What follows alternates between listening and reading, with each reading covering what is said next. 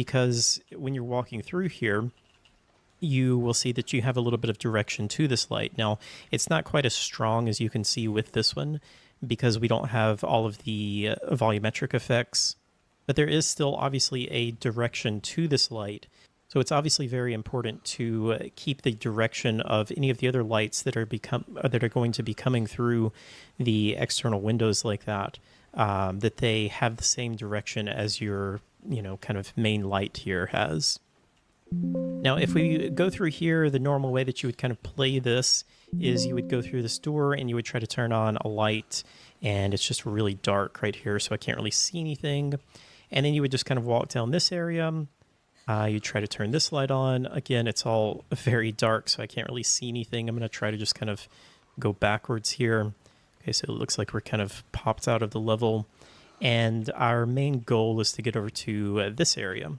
And if you remember, this is where the door is locked, and this will be kind of the entrance to the main area of the care center. So you can see that they don't have any of this loaded in right now. I believe that there are normally doors here, so they don't have those loaded. Even if the doors were loaded, there would not really be any reason to have the rest of the care center loaded at this point, since we are really just playing in this one area right here.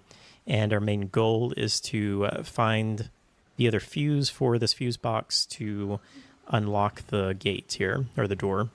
Okay, so I just used the RE framework to add another point light in here, and I have just set the radius to be really, really large so that we can see a lot of things from its origin, and then I've also attached it to the camera so we can move it around and we can see things a little bit easier here. So now we can kind of zoom out and get a little bit better picture of what this entire level looks like. Now, it's obviously still dark in some areas, but we can see a lot more and get a much better idea of what everything looks like. So there's a bunch of interesting things that I see here. First of all, we don't have, it doesn't look like any of the side rooms are loaded in here. So this would normally be where the safe room is, the first kind of safe room. And then this is also another little side room over here where you find the screwdriver, I believe. Now, what's interesting about this is I don't actually see any of the interactables like we did in the previous level. So I know a lot of us were kind of theorizing that they loaded in interactables and those would just kind of stay persistent whether the level was actually loaded in or not to save resources, but it doesn't actually look like they are loaded in this area, which is interesting. Now, they could just be loaded and just be hidden, which I guess so that is pretty interesting. There is a so he's waking up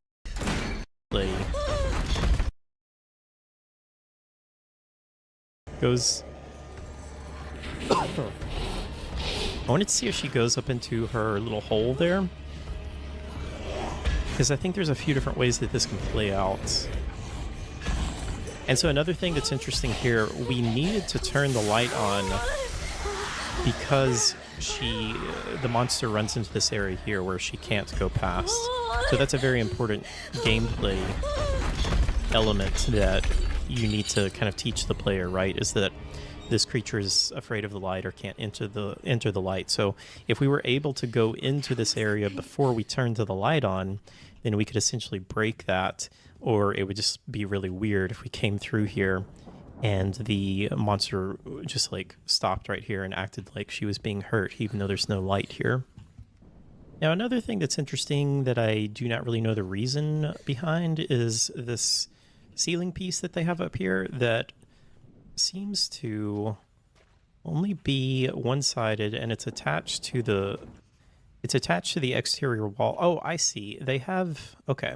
I think that they have this up here because you have this additional light, or this main light source here, that if you did not have this top part, you would get quite a bit of light bleeding in from the top there. Because this area is transparent on this side, you would have all of that light spilling in or on the ceiling, which would obviously not look right.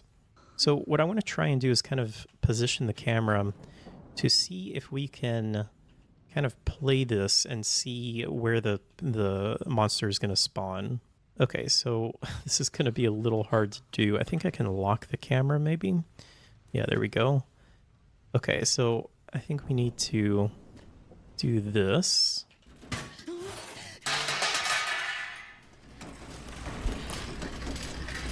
Oh, okay, so I saw it spawn in. Did you guys see it? So she spawned in right here, which is interesting that she didn't look like she spawned in one of the spawn-in points, unless I missed it. It looked like she just kind of appeared right here. Okay, so we're just going to try this again and see if we can see exactly where she's spawning in at. Also, I want to see if that herb is in here yet. The herb is still not there. I'm so curious when that actually spawns in. Let's see if I interact with this. Card is blocking it. Okay. Maybe it spawns in when we actually try and interact with the cart. Okay, so let's put our camera right here and see if we can figure out what happens.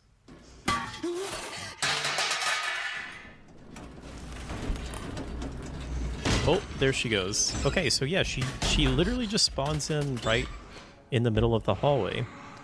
Very interesting. This way, not this way. Let's try and hide in here now and just kind of take a look and see what happens.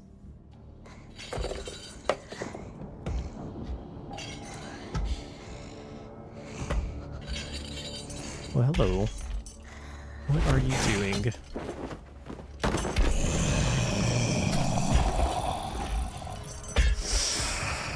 It's it's really quite funny to see from this angle, right? You know, like, how in the world would she not be able to see Grace just right in the middle of this little area?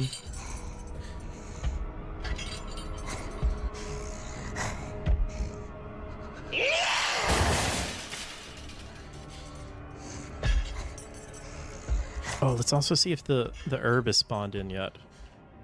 Nope, still not there. It must spawn in just like right when we interact with the locker. Unless it's not there in this difficulty, but I feel like that would just be really weird.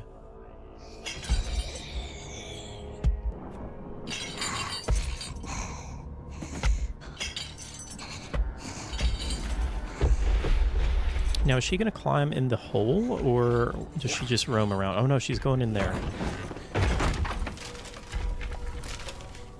Okay, there we go. So, monster despawned. Interesting. Okay, let's check some other things. First of all, I'm so curious about this herb. Okay, we're going to see if it spawns right here before we interact. Looks like it is not. So let me see if I can interact with it here. Oh, this is very hard to do. Oh, there it is. Weird. Okay, cool. Well, I'm curious if other items spawn like that only when you've interacted with them, like things that would be in drawers. Although, you know, what's weird is the screwdriver has not done that, because the screwdriver is in there, unless that is just a 3D model and not like an actual interactable. But I feel like it is the actual interactable object. Or actually, I guess now that I'm thinking about it, you don't really even interact with the screwdriver. You are just interacting with the toolbox. The toolbox opens and you would see the model in there, but it's not like you're actually grabbing. It's not like you're pressing it, you know, F to interact with the screwdriver. So I guess maybe that's the reason for that. Let's see if we can kind of position our camera right here and play through this. Okay, let's grab that. Interesting that our character model disappears. I haven't noticed that. That probably always happens whenever we go into this examination screen, just so you're not seeing your character. Okay, so now we can actually, I guess you do actually interact with that. I'm still not sure exactly how they're doing that. Yes. All right, so now we have the screwdriver. And now I think the monster spawns again. Is that right?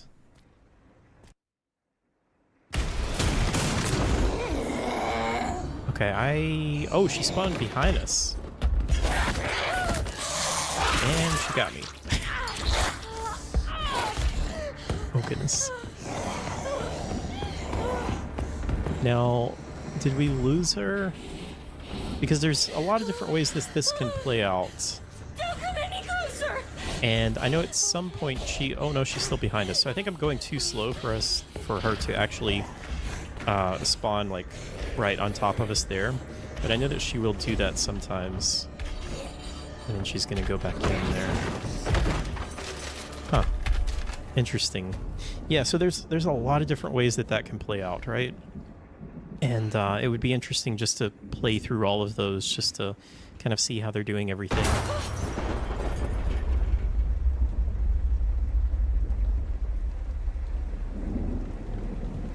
Our last step here is just to interact with this, and we're going to grab the fuse, and then she's going to spawn right above us, and we just have a little bit of a chase sequence to where we run into the other part of the care facility.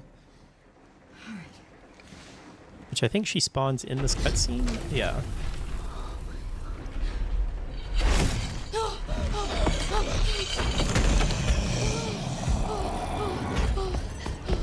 Now, I don't know if I can do this, but I'm curious if I can see Leon.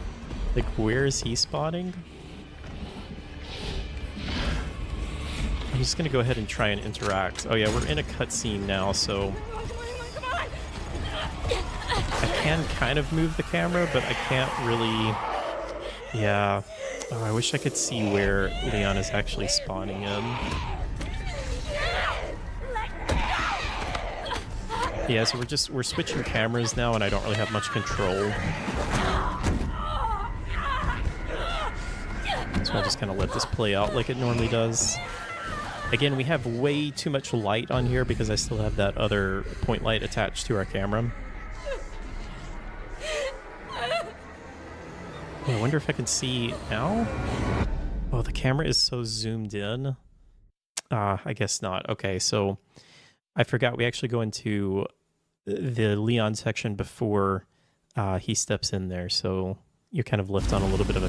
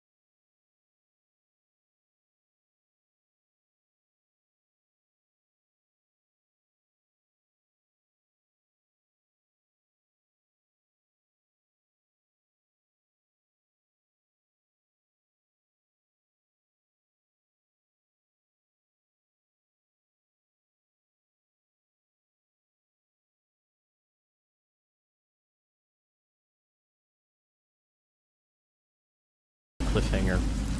Okay, well, I tell you what, I think that's a good place to wrap up this section. I don't know about you guys, but I'm finding this almost as fun and interesting to play through it like this than I did with my first playthrough, just normally playing through it.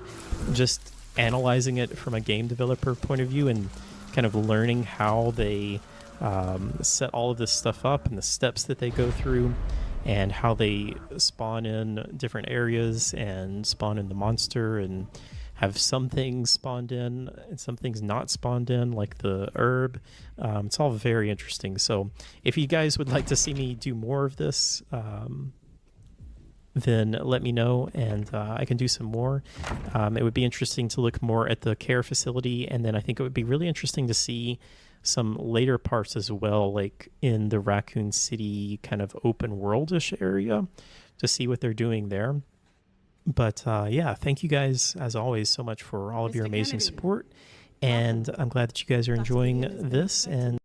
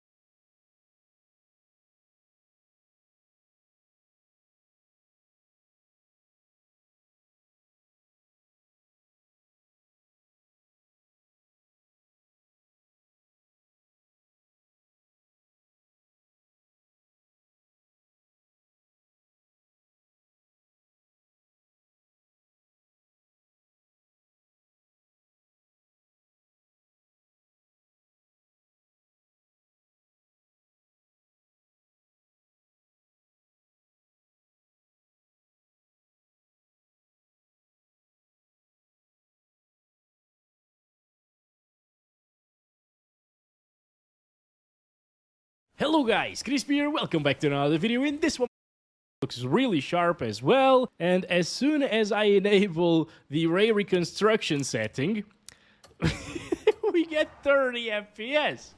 Like what? It cuts our FPS by a factor of 3. Like what the? As soon as I enable things, looks great. Factor this, select cinematic settings again. Ray reconstruction is disabled by default, so That's another thing that I noticed here. But yeah, let's move on from the menu right here and start counting our FPS. Did I mention that I love the color palette of this game? Yes, I did. Okay. I mean, the greens are super saturated. The sky is blue and beautiful. Now, I want you to take a look at that house in the middle of the screen right now. Do you remember when now, Paris boy, I think it's cool. French, I thought, right? But yeah, maybe it's just this little thing over here. But look at the table. Oh, these are so cute. Oh, dude. I'm gonna have a great time benchmarking this game.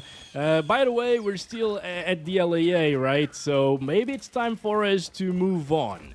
So if you want more performance out of your 5090 in this game, you could utilize quality DLSS, for example. And this is still the DLSS 4.0. I'll test 4.5 in a bit. All right. This, for some reason, it looks sharper. No, there is no option for sharpening here. Weird. But it actually looks a little bit sharper because of the over-sharpening, obviously. It's not more detailed or anything, but it looks great. I mean, it's DLSS preset K, DLSS 4.0, at 4K, especially at... So we're getting now 144 frames per second. That's a huge increase. Yes, over... It is 20s. Just action. I'm liking what I'm seeing. Maybe it's the moving water, but it's kind of hard to notice. I'm liking what I'm seeing in terms of performance here in this one. Now, you could also go with performance DLSS 4.0 here at 4K resolution. Okay, now I'm starting to notice a little bit of a smudgy effect when we're moving here on grass and stuff like that. Oh my god. Oh, these are enemies. All of them are enemies. Okay, let's run away, run away. So the DLSS performance is good for around 140 to 150 FPS. So you get a little bit more performance, but I think quality is more adequate for this GPU. You know, at 4K resolution at least. Maybe 8K is different. Should we try 8K? Yeah, I guess. I'll do that later. You know, this is... still looking really good, pretty stable for DLSS 4.0 on performance. Usually in other titles like The Elder Scrolls Oblivion Remastered, those are pretty soft and become actually pixelated with DLSS performance, but those are also UE5 games, and this isn't. This is using their own black engine.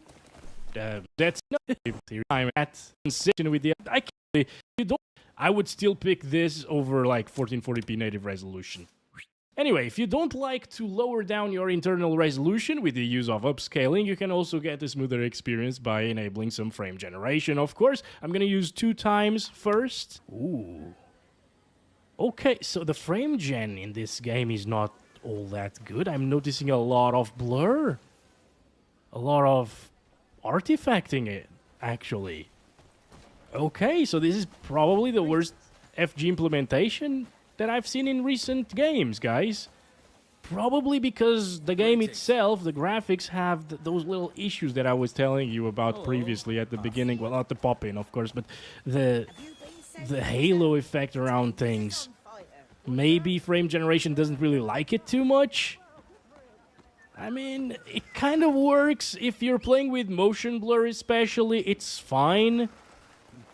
But also let me turn on the latency monitoring there in the 1% lows. Little stutter was because of the on-screen display loading on the top of the screen there. That's the NVIDIA overlay, by the way, telling us the latency. And the 1% lows are there as well because the Riva Tuner one, the on-screen display that I usually utilize, can't really read proper 1% lows when FG is enabled. That's why the frame type graph looks weird there. Anyway, it's a very smooth experience. Latency is still really low compared to no frame generation. How would that be? We're getting like 37, 40 milliseconds there with FG and without FG. So we add like 15 milliseconds of latency by using 2 times frame generation, guys. I also just want to pan this around really quick here, guys. Slight. Yeah, even here without frame generation, I can notice some slight blur, slight motion blur or something like that. I wonder if that's because you can't really disable it completely. It's set to 0, but maybe there's still a little bit of it. I don't know. Anyway, I'm kind of nitpicking here, you know. It's definitely slightly softer. Yeah, and blurrier. Okay. I mean, it's still native resolution, so in theory, it's still better than using, like, performance DLSS, but I'd rather use quality DLSS. It was sharper for some reason, as I told you, so I would probably pick that if you want a faster and higher refresh rate experience here with the RTX 5090. But obviously, if you want to utilize some frame generation, that's also a pretty good way to play the game. Aside from that slight motion blur that I'm seeing here,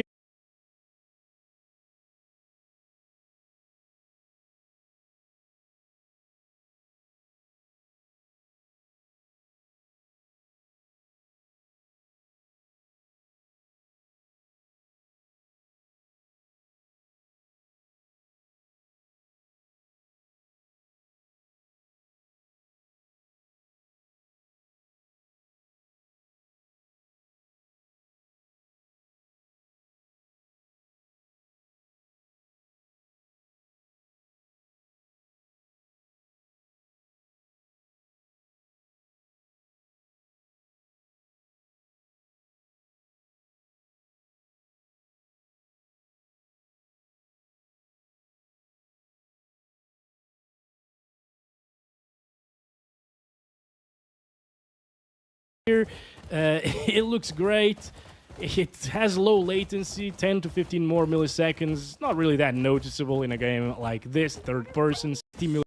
Okay, are about there. Ish. This one too nice. But what about 4 times frame generation? The starting FPS, the baseline FPS, were definitely enough for 4 times frame generation. Yeah, this looks pretty much the same actually. And now we're getting to almost 300 FPS. And this is on top of DLAA with ray tracing and everything. Like, come on. Game is pretty well optimized, in my opinion. Again, it has those little issues. You know what? I'd rather take a game that has these little visual imperfections, maybe not so much on the pop-in side, but yeah, that transparent thingy that looks weird and performs like this, than a game that doesn't have those issues, is super noisy, it's super blurry as well. I'm talking about Oblivion Remastered, by the way, and most UE5 games, and that performs with 40 FPS at 4K native resolution with this one. Well, in that case, it's not Oblivion Remastered, it's Borderlands 4. Right? So I prefer this. This is great, guy. I mean, I don't know what else to say. This is a breath of fresh air, and I really hope more games come out optimized. This is should be seeing in these areas. Me, you know, first week, but we're still need to come. Hey, good. Which now I push it for. I don't. Damn, I was free. DLSS utilize 4.0 or preset K with DLAA, quality and balanced, and then it's only on performance that you should enable DLSS 4.5. I'm not going to do that because the game is running so well. I'm going to do quality right now and check it out on... Oh, this is over-sharpened. This is really over-sharpened, actually. Oh, boy. I'm just going to zoom in to this area right here, standing still, just so you can see the over-sharpening that I'm telling you about. Like, look at that, and now look at DLSS 4.0 on quality. I think 4.0 looks a little bit better because it's not as over-sharpened, you know? Yeah, and it also gets more FPS. So we're getting 152 here on DLSS quality, DLSS 4.0 quality, and on 4.5 we get 137, so a 20 FPS reduction for this over-sharpened image. Now, the thing is, there's probably a little bit more detail with 4.5. It's just that I wish we had a sharpness slider here in this game to adjust that, because whereas the LAA was right on the edge for me of being too sharp with the light image, a lot of inspiration says for we're gonna substitute it a little bit. This is finally for the shoe. Definitely. Again, but again, optimize the game. It's okay. Okay, next thing to do is enable some DLSS frame generation on top of my preferred quality upscaling here, DLSS 4.5. So with 2 times FG, we can get 200... Did it actually apply the quality? Yes. We get 200 FPS. Stop! Run away. And I think with FG turned on at the same time, since the frame generation actually makes everything slightly softer, and it was over sharpened previously, I think if you want to play with frame generation, use DLSS 4.5. Because now it's much less over sharpened than it was before, in my opinion. Damn. The fact that we're spending like 20 minutes of this video talking about sharpening tells you something. Like the details and everything are still there with every mode of upscaling that we've tried so far. I'm just talking about differences in sharpening, basically. That fence at the distance is flickering because, well, object render distance in this game is not a strong point. Oh boy! What? Why are they shooting at me? What happened? Oh, I'm in the middle of a war! Ah, what the heck? What the heck? There are way too many NPCs attacking me at the moment. That's actually amazing. I like it. And it's not really dropping our frame rates either. Damn. Okay, not enough stamina. Roach. Roach, I wrote again. And now I'm absolutely wrecked. Let's do 4 times frame generation now. The baseline FPS were enough for that as well. Once again. And now... Now we get a buttery smooth 300-ish FPS. It might seem like we're getting higher FPS using DLSS 4.5 and frame generation than previously though, right? I'm not sure. Maybe I'm not remembering things right because it's midnight at this point. I've recorded 2 videos prior to this one and posted them all today. Yes. All because they didn't send me a game key for this one and sent everyone else, but that's just... Maybe they didn't see my email, I guess. This is awesome. In terms of visual fidelity here, in terms of motion blur, actually, I can't see anything wrong with it. And the over-sharpening that we got from the upscaler alone, coupled with the blurriness, slight blurriness that we get from frame generation, works extremely well to the point where I think this would be my preferred way to play this game. So far, at least. Maybe even with DLAA here. Wait a second. Yeah, that is pretty great still. Although the latency now, I'm starting to notice it. Alright, still not too bad, especially if you're playing with a controller, for example. But I can actually not a bit of 4.5 preset L. And this one is a lot more intensive once again. But it's the most advanced and the best upscaler there is in the market at the moment. However, in terms of visuals compared to 4.5 preset M, it kind of looks the same, right? So I don't think I would utilize this. Maybe at 8K resolution with ultra performance, but certainly not here at 4K. There's no need, in my opinion. Obviously, if you want to make sure that your image will have the least amount of artifacting and blurriness from upscaling, sure, go ahead and utilize preset L. Check that out. That bumps things up into the 90s. Super stable, once again. Compared to 4.0, around the character, for example, there is no... I don't have to use presets compared to S. You read a re-tailed to 4. Can you believe that this is a 7 to no differences? It is no orange, guys. So I just restarted the game, 720p internal image. All right, guys. So I just restarted the game, and we're now at the... You already know it. It says right there on the top right of the screen. But we're at the 8K resolution. This is like running 4K monitors at full resolution at the same time. All right? Really insanely high res, okay? In other words, this is 33 megapixels roughly compared to the 8.3 megapixels of 4K resolution. or 8.3 million pixels compared to 33 million pixels is pretty much the same thing. Anyway, we're getting 30-ish frames per second using 8K max settings, DLSS, DLEA. All right, so pretty intensive stuff, 100% resolution scale. I'm not going to call this playable. It actually kind of feels like it is a little bit in slow motion for some reason. Let's see if it fixes the little transparent object thingy, edges of the object. No, it's still weird. Look at that. Maybe even more so this time. if I move the camera like this, look at those weird things happening. What the hell is that? I've never seen that before. This engine has its quirks, I guess. Oh! I'm seeing some weird stuff happening because of the 8K resolution. Look at those shadows there on the smoke. Yeah, that also happens in Call of Duty. Completely different engine and type of game, but that happens in Call of Duty at 8K or maybe higher than 8K. But I've seen that before, those weird shadows. Pixelated ones on smoke. Yeah, I mean, 30-ish frames per second is what you get here. Okay, let's do performance DLSS though. The 4.0 version looks great once again, and if it looked great at 4K resolution, obviously at 8K it won't have an issue whatsoever in terms of visual fidelity. And here, it's getting 70-ish frames per second, so quite a bit more stable than it was before.